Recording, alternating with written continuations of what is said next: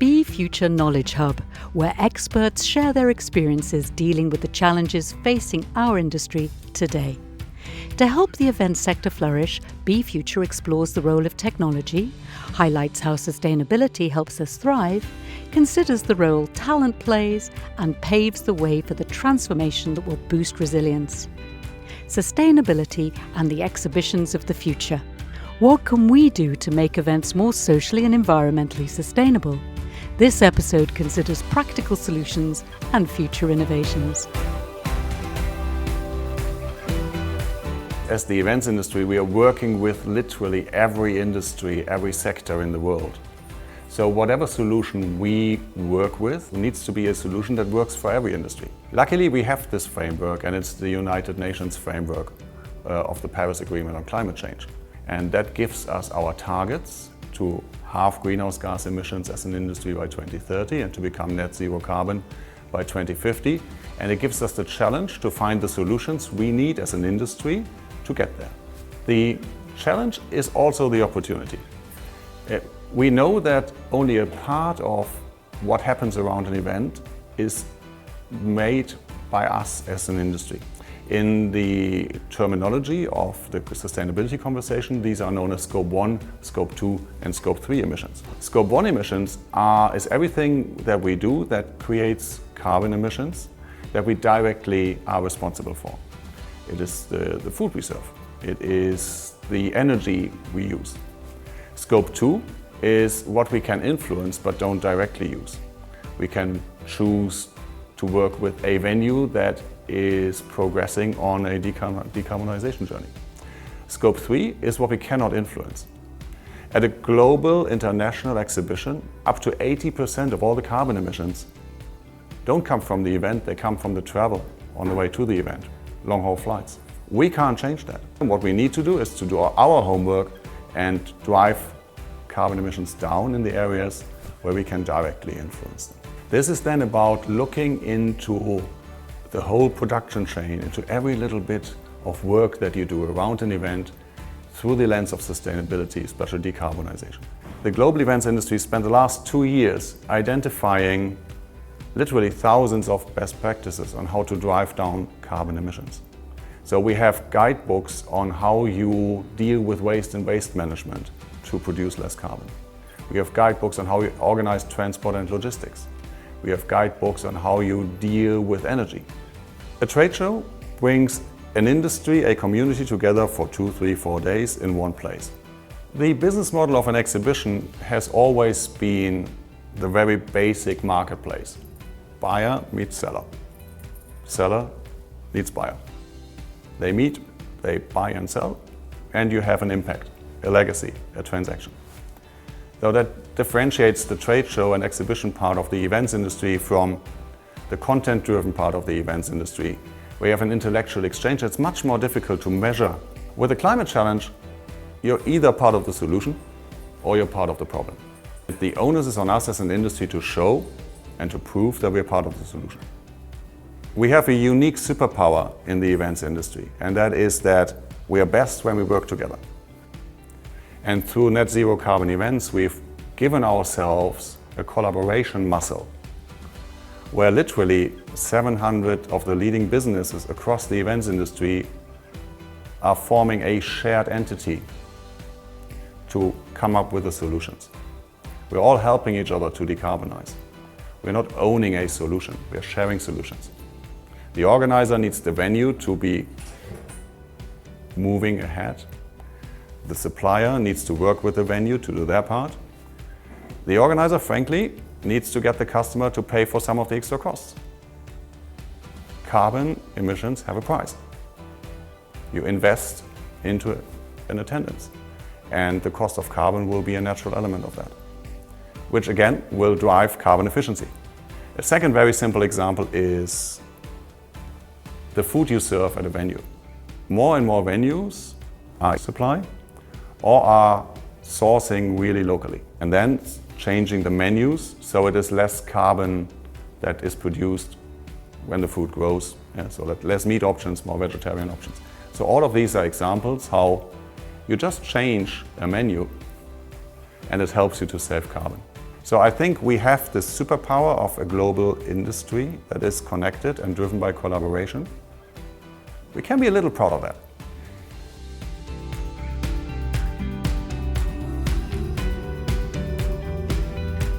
We are the leading private company in Spain organizing B2B trade shows of big format. We work in so many aspects. What's the environmental impact? What's the impact that we do into society, into the attendees, into the local economies? And then also what's the social impact? We also work with sustainable brands. Some of the food waste that we generate in all our caterings, we used to give and donate in different food banks for people in need, and also we try to make a huge effort to avoid non-shows to all our attendees in all our events as well, which is very, very important.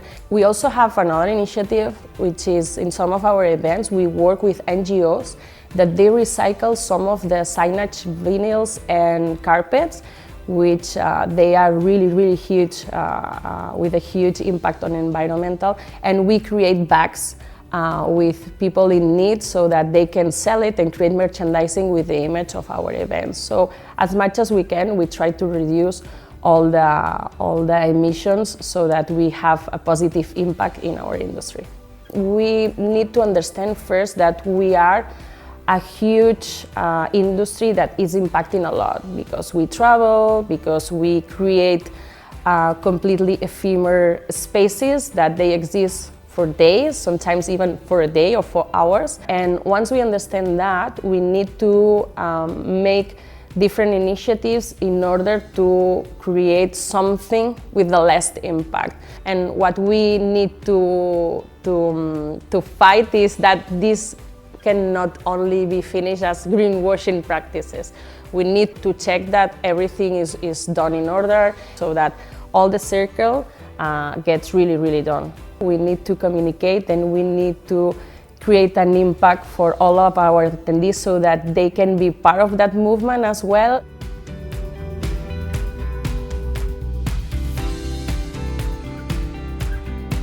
I am Deputy Director of Smart City Expo World Congress, and one of my duties is to all the strategy of the event regarding the sustainability. We try to reduce the waste as much as possible, which is something sometimes is not that easy, because events normally are big generators of waste. So we try to give things a second, third life. Separate the waste as best as possible. We are paperless, completely paperless, so we don't print absolutely anything, any kind of program or anything. We use applications, web to provide information. Even for magazines, we provide QR codes. So this is something that we do from the very beginning. We don't have any single-use plastic in the event. All the catering areas, all the services that we provide from the event are without any plastic. We recycle the whole carpet of the event. Right after the event, we had agreement with 20 organizations, like schools, museums, design schools, that they came the first day of the dismantling to take all these structures to give them a second life, like tables, urban gardening, or different stuff. Like many people like to buy some merchandising from the event, like t-shirts or caps, or some stuff. So we have a shop in the event, and with all the incomes that we receive goes straight away to an organization which is called Plan for the Planet. So for instance, if you buy a t-shirt, it costs 10 euros and it means that you plant 3 trees. For instance, last year we got almost 1,000 trees, and this year we are almost 2,000. I think more and more is not a trend, is not something extra that you need to do in your event. I think it's a must.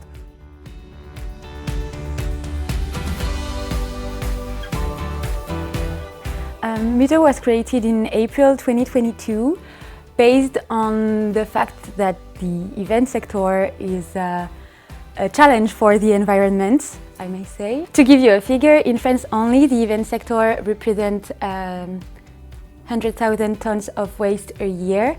So we collect all the material used during the event that we can save, and we gave them to associations or structures from the solidarity and social economy for free to help them with their project. So our clients are paying for the service of Muto. As they organized event, as they will have to pay a garbage can to collect all the material used for the event, we try to awareness them of the fact that reusability is better than just throw everything away. And they are very aware of that because I think we can notice for several years a change in the sector. So they are aware of that and they are willing to pay for us, which is great because it allows us to give all the materials to associations. So that's great. The process of Muto is divided in 4 steps. The first step will be the inventory. We'll do a list with the clients of all the materials of the event that can have a second life. Then the second step will be during the disassembly of the event. We will come with a team and we will take back all the materials. Then the third step will be to give the material to the association or project that have a positive impact. So we'll try to find them before the disassembly and then deliver the materials directly to them. But if it's not possible, we'll take all the materials back to our warehouses. For example, during the Première Vision exhibition in February 2024, we collected huge wood structures that were a little bit curved, and they were used by an association that have a skate park in the 17e arrondissement in Paris. And this is a huge association in the skate world in Paris, and they used it to build the skate park in a place that is not well habilitated for this kind of practice. And yeah, they communicate with all the young generation to make them come instead of just being in the street and everything. We help as well the event sector to have a social impact by putting the materials back in the circularity and gave them to projects that really needs resources like that and that don't have the money to buy them.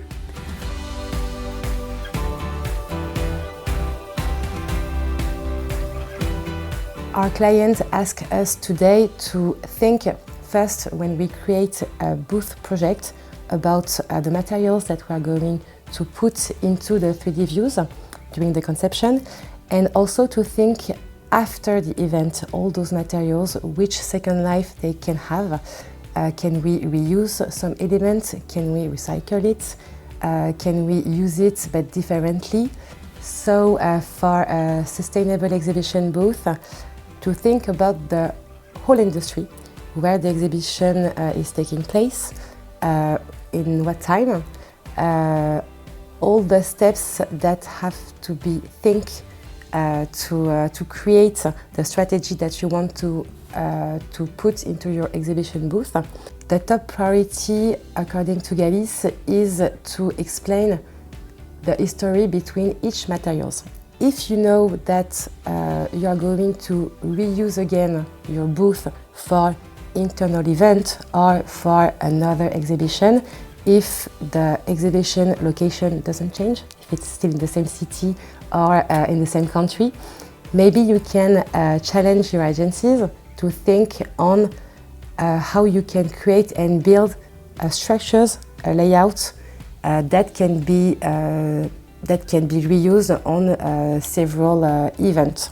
Sustainability in the exhibition industry is one of the most important, not the only one because there are few, but they try to underline their own value into the exhibition booth. Every decision, every element that you buy you rent, you think first, okay, I am ready to buy something, how can I use it for this exhibition, and the most important, what will be its second life. We have to reduce our carbon footprint because exhibition is so important for businesses, for meeting people, and this is why we are all ready now to change the way that we used to design and to build our booths into a real sustainable reflection, and we can prove it with action plans. Sustainability will naturally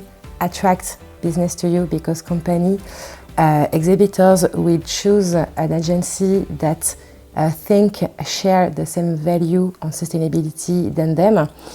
But of course, sustainability and the business model of a company are together because you cannot think on growing if you're not sustainable. That's not possible. From our contributors' experiences, we hope you will remember 4 key takeaways. Event organisers and suppliers need to drive carbon emissions down in the areas they can directly influence. When it comes to climate change, you're part of the problem or part of the solution. Check processes thoroughly to be sure sustainability promises are kept and that there's no greenwashing. Events are ephemeral, but the materials used can have a longer life. Think of innovative ways to reuse material, and if it can't be reused, then recycle. We hope you can benefit from the insights just shared. If you have found the content useful, then please make the most of the other resources BEFuture has to offer.